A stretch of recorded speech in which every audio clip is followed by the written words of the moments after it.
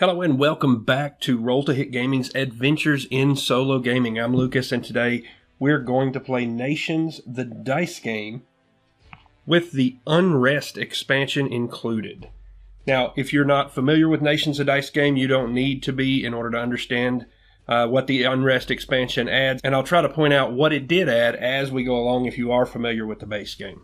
Now note, please reference your rulebook because this isn't going to be as much of a how-to play video as it's going to be just showing off how the solo mode works. And with that, let's go through starting setup. So each player is going to choose a player board, and I've chosen to play as America. One of the things that Unrest added was player boards with different starting situations. In the base game, all the player boards were the same, so this added some variety. I have got one white dice for each of the locations printed on my board, and a bonus white die as well as a reroll token, and we'll cover how all that works as we go through it. I've taken and randomized the giant stack of tiles for Era 1, and we've dealt 9 onto the board. In a solo game, you only use 3 of the 4 columns. The 4th column is actually only used in a 4-player game. I've placed my tokens over here, big bunch of dice over here, as well as the shadow player's D4. I understand that's going to be a little difficult to read as we go along, but I'll point out what he rolls each time. I've mixed up the pass first tiles and placed them above each one of these rows. Now, when the shadow player goes, they're going to roll their die, and if they roll 1, 2, or 3, they're going to take the cheapest tile in the row, and if they're all gone, they would take the pass first tile, denying it to us. This is an add with the Unrest expansion, and basically whoever passes first gets to pick one of these tiles, and will gain that bonus for the end of round phase. Also added in were these bonus events, and we'll go ahead and flip one for round 1, and this one means that whoever takes the end of round tile, that its effect is doubled. So you get 2 war, 2 food, or 2 books. And then each turn we've also got an event. And we flip that over, and at the end of the round, we'll need 1 food to satisfy the famine and gain a victory point, and 1 war to satisfy the war needs, and we'll also get a victory point there. There's no negative effect if you don't get it, but having those can get you bonus points along the way. You only need a score marker for you. I'll be using yellow in this game, but you will need a marker for the enemy, and I've chosen red for the books section up here, and we both start with 1 book. The way this works at the end of the round, if I have more books, I'll score 2 points. If he has more books, then I won't get those 2 points. And each turn when you flip over your event tile, you'll roll a number of blue dice equal to whatever era we're in. And we're in Era 1, so we would roll 1. And had I rolled book symbols, I would have had to give the dummy player, the shadow player, that many books. So that's how they gain books. Now, as a general rule, anything that's off your player board is available for use. Once you use something, be it a die or a token, you put it in this color area, and that indicates you've already used that. But we're starting off a fresh turn. We'll give our dice a roll, and these will give us symbols that we can spend on the board to buy various locations or wonders or leaders. Basically, each row has a cost, and it's going to be 1 in the first row, and that will be 1 war or 1 money, depending on what the symbol on the left side of the tile is, in order to buy that tile and add it to your player area. 2 for these and 3 for these. Blue tiles are buildings, which will cover up one of the buildings in your player board and give you different dice. Green tiles are colonies, which you'll set beside your player board. They'll give you a persistent effect. Yellows are leaders, and you can have 1 leader, and you'll gain a persistent effect from them, or maybe victory points as the game goes on.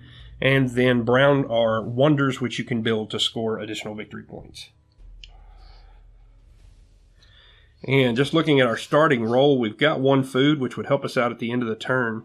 So I think we're just going to set that over here and try not to use that.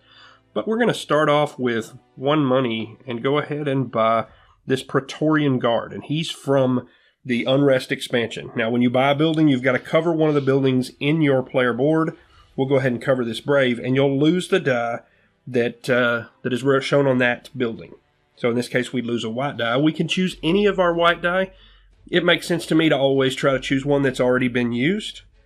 So we turn that white dice back in, And the Praetorian Guard gives us a green die, which we will immediately take and roll into our pool.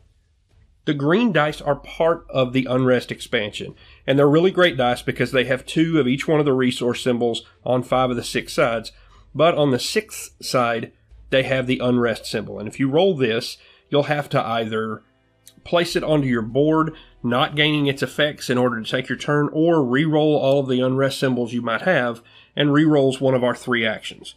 We can buy a tile, which is what we just did. We can re-roll, or we can build a wonder if we had one here in our under construction set. So we go ahead and take our green dice and roll it into our pool, and that gives us 2 stone. In the solo game, after each action, you're going to roll a d4 for the shadow player, and if he rolls a 4 like he did there, then nothing happens, but if he'd rolled 1 through 3, he would have eaten up one of these tiles. And it is our turn again. And I think we're going to go ahead and use our re-roll early here and just see if we can get something a little more useful out of these dice. And I could have chosen any number. I'm going to set this aside for end of round and just give these others a roll and see what we can come up with. All right. And re-roll is an action, so the shadow player will take his turn and he will roll a 2 and get rid of this aqueduct. I think we're going to go ahead and take one of our swords, use that, and get conquer Macedonia here and establish a colony that just goes next to our player board, but it gives us a 2 gold token. So we can spend this token just like we would dice, and that's the equivalent of 2 money. The shadow player will roll and get a 4, so nothing happens.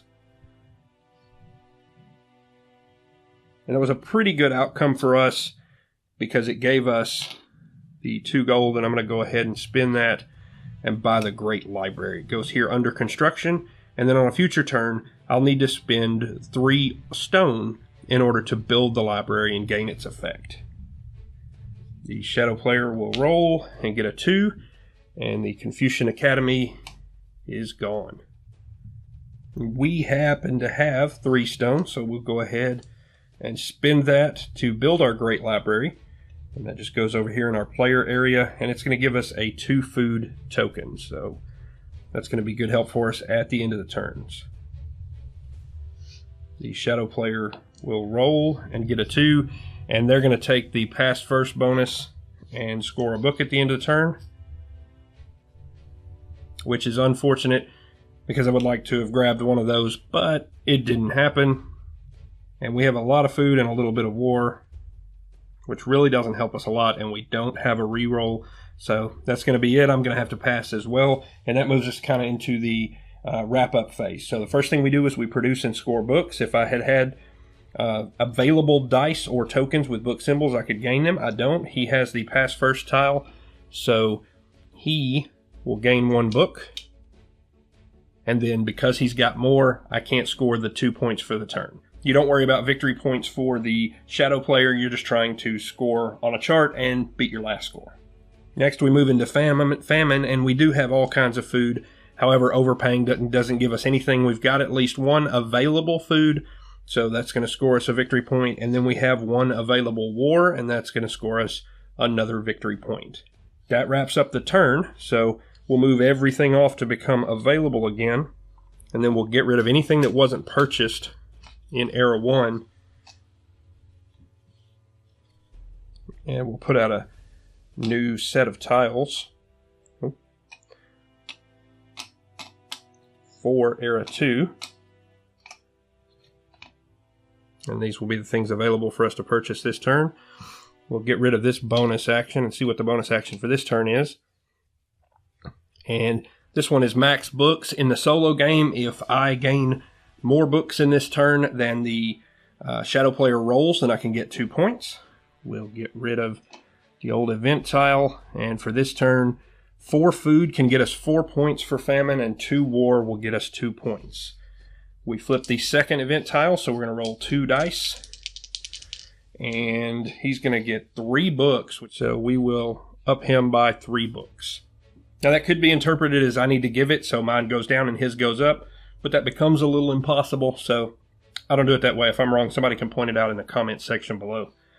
So we'll get rid of those, roll our dice, and start off our second turn. we go. And I do have $2 here. I think I'm going to...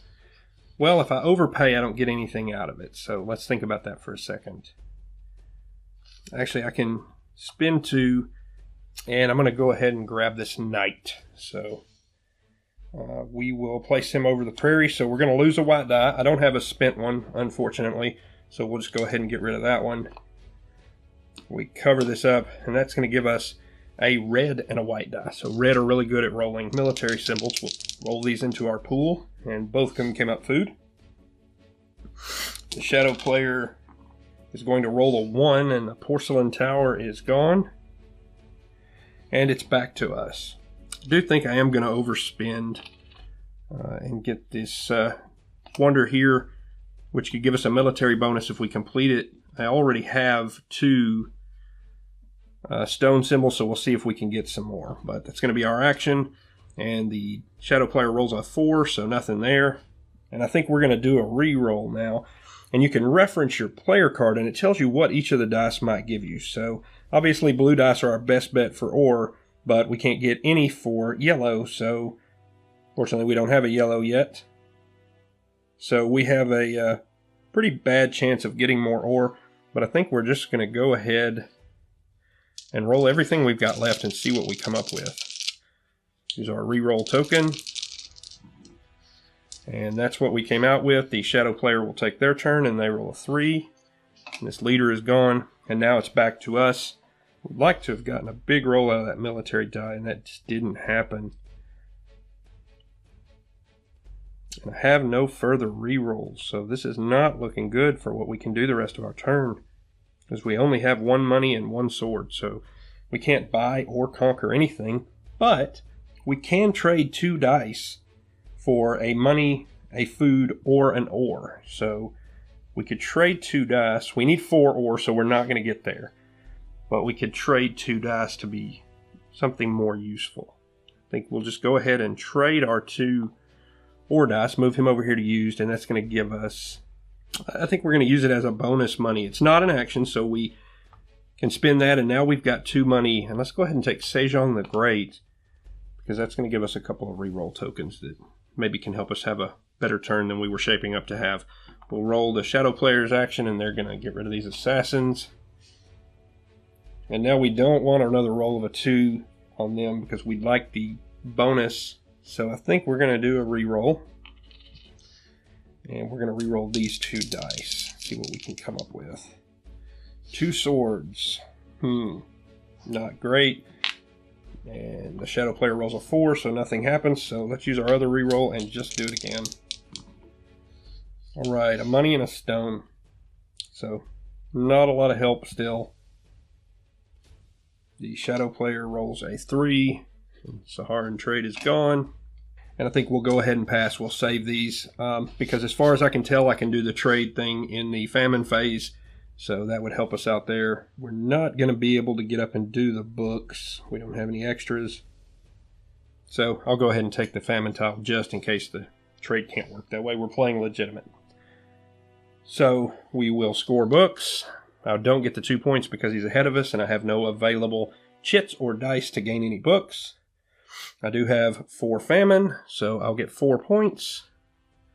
But I do not have 2 swords to gain the 2 points. So that's going to wrap up that turn. And I'll set up for the next turn. And we're back for our next round. Let's go ahead and reveal our new bonus. And that's going to be max food. So at the end of this turn, let's reveal our event so we can explain that one. If I have 1 more than the required 3 food, then I can get a bonus 2 points, and we need 4 war this turn to get 3 points. This is the 3rd turn, so let's see how many books the shadow player gains. And there is a 3. And we are falling way behind on the culture, so let's see if we can make up for it with our dice. Not a terrible first roll, because I think I'm just going to go ahead and spend these 4 ore and build our wonder here. So that gives us a 2 military chit. And as of right now, we have enough, if we set these aside and not use them, to get 3 bonus points at the end of the turn. So let's see what else we can do. The shadow player is going to take their turn and roll a 3, so the Kremlin is gone. And I think I'm going to spend our money and our 2 money chit by this samurai here and go all warlike. We'll cover up our buffalo horde, so we've got to give up a white dice, and then we get 2 red dice. The shadow player will take their turn and roll a 1. The frigate is gone. And now we can satisfy, if we set these aside, the requirements for famine this year. And I think we're just going to ignore books at this point because we're so far behind on them. If we can get an extra famine, we'll get 2 bonus points at the end of the turn. We have 2 military. We don't need military for anything that's out there. So I'm going to go ahead and use a reroll token and just reroll both of these dice and see what we come up with. And both food. Roll for the shadow player, and the printing press is gone. And we did want an extra food. And this dice gives us military or a food or a stone. So we'll just go ahead and use that as our extra food. And we'll re-roll this dice, giving us a stone that we don't need. The shadow player is going to get rid of Queen Elizabeth. And we'll use our last re-roll to see if we can get something better out of this 1 white dice. And a book. The shadow player is going to roll a 4, so nothing happens. That's going to allow us to take the pass first bonus, so there's nothing we can do with our 1 book die. We've satisfied everything we need for famine and war and the bonus, so we might as well take the book and just make some ground up there, I guess. So we'll score books. We have 2 symbols. We'll move up. He's still ahead of us, so we get no 2 points for that. And our battery died, so I had to swap that out. The last thing we did was the books. We got no points out of that. But we did have 4 war, so that'll give us 3 points. And we have 3 food to satisfy the famine and 1 more than we needed, so that'll actually total 5 points. So that moves us up to number 14. And I'll go ahead and set us up for the last turn. And we're back ready to go for our last turn. Let's reveal our event. 5 food for 5 points and 5 war for 4 points. And then our last bonus, if we have 1 more. So if we get to 6 war, that could get us an extra 2 points. And we'll go ahead, and this is the 4th turn. So see how many books the shadow player gets. And that'll be 3 more. I think we are hosed on the book front. And we will give our dice a roll and get started with the last turn. Not a bad start. So the last turn, you really want to think about maximizing the amount of points you can get. So we would need 6, counting the bonus tile, to get 6 points out of war. And we actually do have 6 war if we set those aside. And then for food, we could get 5 points out of 5 food. And we have 4 food there. So let's just see how our turn unfolds. I think straight away we'll use our 2 money token and one of our money symbols. And we will get Chopin here. And when you replace your leader, you discard them and you get rid of any bonuses they were giving you. So those 2 rerolls are gone. But he's going to give us 3 points at the end of the game. The shadow player will roll their turn and remove the department store. It is our turn. We have a reroll left. And we're really not going to be able to use these 2 dice. I couldn't possibly complete Big Ben, so stone's not important. And we're so far behind on the book, so we'll go ahead and re-roll these 2 dice. And stone again, but 2 swords, we can use that.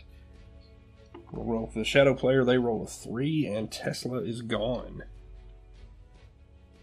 So let's go ahead and use our 2 swords. And you can't buy 2 at a time, and we're, if you had enough, if these had been on the first row, you can't buy 2 at a time. You can only buy 1, and if you overpay, too bad. We have 2, and these are on row 2. They're each worth 1 point, so we're just going to go ahead and colonize the Congo. get us some points. The shadow player rolls a 3, and the railroad is gone. And we have left 2 money and a stone. Not really helpful. We'll spend 1 of our money just to go ahead and get this dreadnought. And we do have to cover something up. So we'll cover up our adobe and lose a white die. And you get no dice out of this one, but it is a bonus point at the end of the game. The shadow player will roll 4 and nothing happens. And I think to maximize our points, our best bet is going to be to go ahead and pass and take the food pass first marker. So that'll move us into the last end phase. We have no books to score, so that's 2 points we can't get. But we do have 5 food to satisfy the famine, and that'll give us 5 points. So that takes us to 19. And we have 5 war with the bonus 1 more than we needed, so that'll actually get us 6 more points. So that puts us at 25. And then you just add any points that you have in your player area to your total score. So we've got 4, 5, 6, 7, 8, 9, 10, 11, 12 more points. So that's going to put us at 37. And then you reference the chart in the rule book, and I'll throw an image up here so you can see it a little better. We're using the one from the Unrest book. 37 points is going to put us just above Saladin. So a little better than halfway along the track there. So I'd say it was kind of a mediocre game. 60 points is the top, and that gets you to Trajan. I've never scored that many. I think you just need things to come out for you at the proper time. And that is how you solo play Nations, the dice game, with the Unrest expansion. Now, I will say the Unrest expansion adds a ton to it. If you like Nations, you want to go get that. It adds variety in your player boards, different bonuses, more of all of the different kinds of tiles, and the green dice mechanic is really kind of cool.